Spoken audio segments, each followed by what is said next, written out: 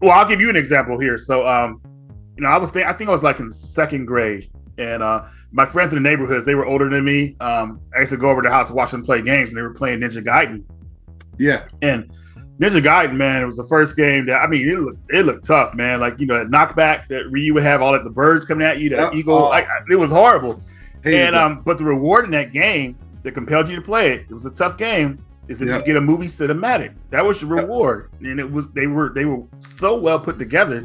I mean, some were really like awesome, some were really dramatic, like what happened to Dr. Smith in part one. That scene when you go back to Dr. Smith, man, he's already like been ambushed. That's such a crazy scene, dude. It's like, wow. Mm-hmm. But the rewards back then were like, at least for me as a kid seeing it, were great. And I had to watch a lot of my friends play the game, because for me, I adapted. I could play a game and eventually adapt, but they were doing like just certain skillful things. I was like, wow, how do you do that?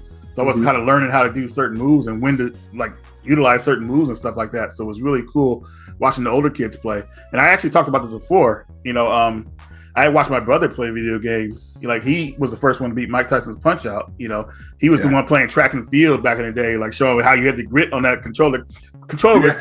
My NES controller was busted up because of him, because pushing that A button, because when you had to run and do the hurdles and the 100-meter dash, like, he's pushing that button hard. So that controller was pretty much jacked up.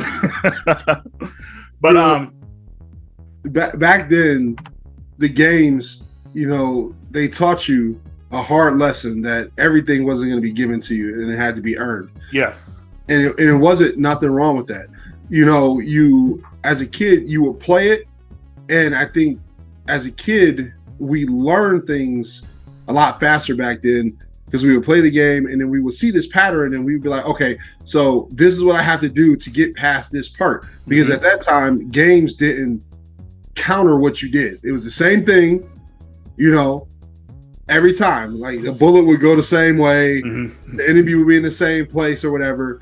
But it was hard because it was like one hit die. You know what I'm saying? It was like I gotta make it through a whole level without being touched. So I'm really a firm believer. We were better gamers back in the 80s and 90s than we are here as 2000s and 21st century.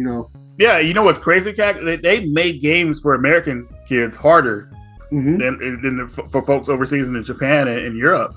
I'll give you guys an example. Ninja Gaiden 3, has a save, had a password system in other places. In America, they took the password system out. Like, no, you get no password. Right. And the game is a bit hard, and you get limited continues. And they think this was a tactic because a lot of people were renting their games from Blockbuster. Say, hey, they can't beat the game immediately. They'll rent it again. We'll get more money, and they'll keep renting it until they beat it. So that's how we get more money. That's how I feel they messed up a perfectly good game by doing that, because I kind of skipped out on Ninja Gaiden 3 until I got the a fan-made version that retained how the Japanese version was, but with English subtitles. That's the version I would play. I wouldn't play the American version. It's just like, but back in the day though, I probably would have, but oh man, I would have been flustered, man. I skipped out on that game until I got a Game Genie.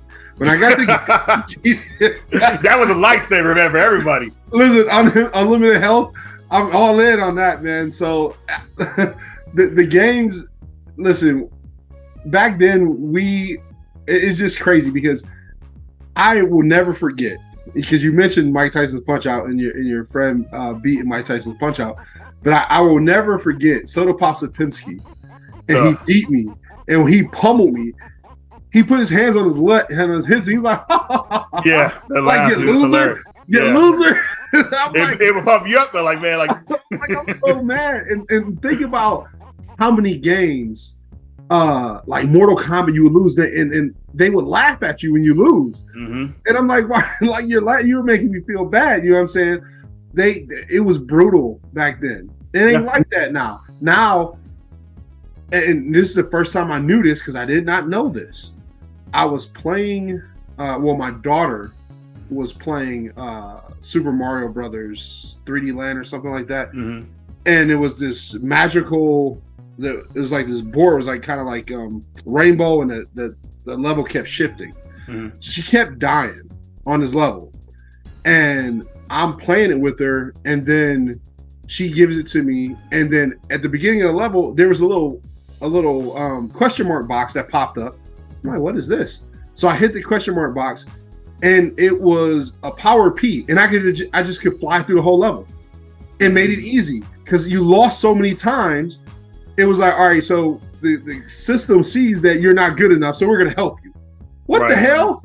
Never. Yeah. What game back when we were kids was like, all right, we're gonna help you through the level because you're not good enough? That's unheard of, man. But they do that tactic now to keep them playing because the gamers of today are not as hardcore as we were back in the day. So it's a bit different.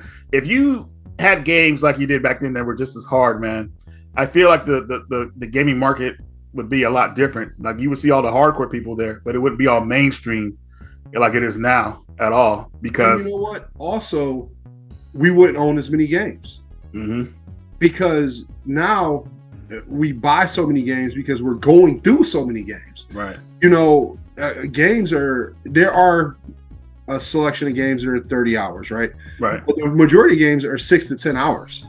You know, you could beat that on a weekend. If you got a Friday off or a Saturday off, you run through that game, you're done. Now you're moving on to the next game.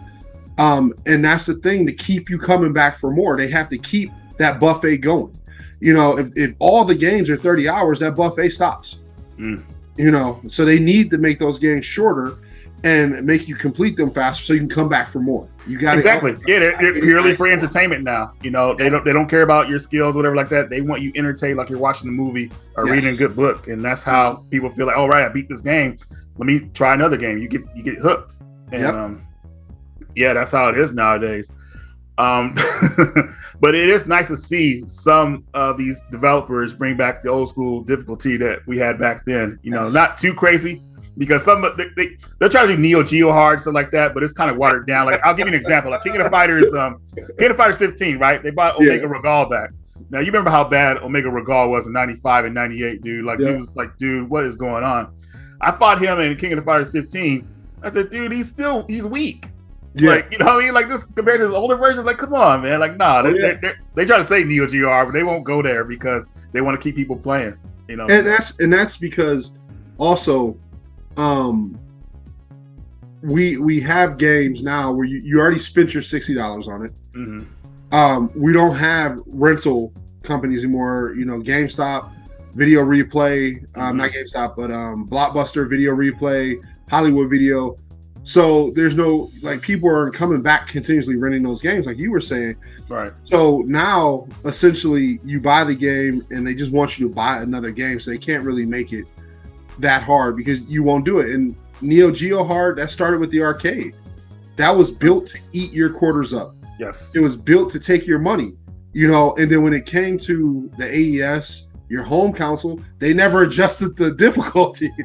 So like, we're just gonna people were just happy to have the arcade at home pretty much, but they didn't change difficulty at all. So like when you play something like Metal Slug and only have 4 credits, like what they were home, like, come on, man, like we don't have no money. Like, what's going on? All the stuff that was going on the screen on Metal Slug, like, and then I would get so agitated because I would find all the guys, all the POWs. You would find them, and then when you die, you lose all of them.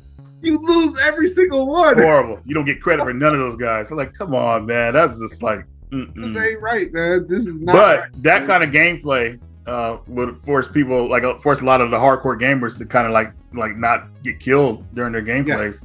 You know, so you can watch somebody on YouTube now, they'll get through Metal Slug without getting killed, which back in the day would have been insane. You know, it's like, what, really? And that goes to show you that the games we were playing back in the day, the AI did not adapt to you or change. So because you have a lot of speedrunners that now play games with blindfolds and stuff like that, because the games back then didn't change. There was a certain pattern. You learned the pattern and you were good. You were great. You know, you didn't have to worry about it. You know what I'm saying? But now, that ain't happening. Try to play speedrun Elden Ring blindfolded and you're gonna get waxed.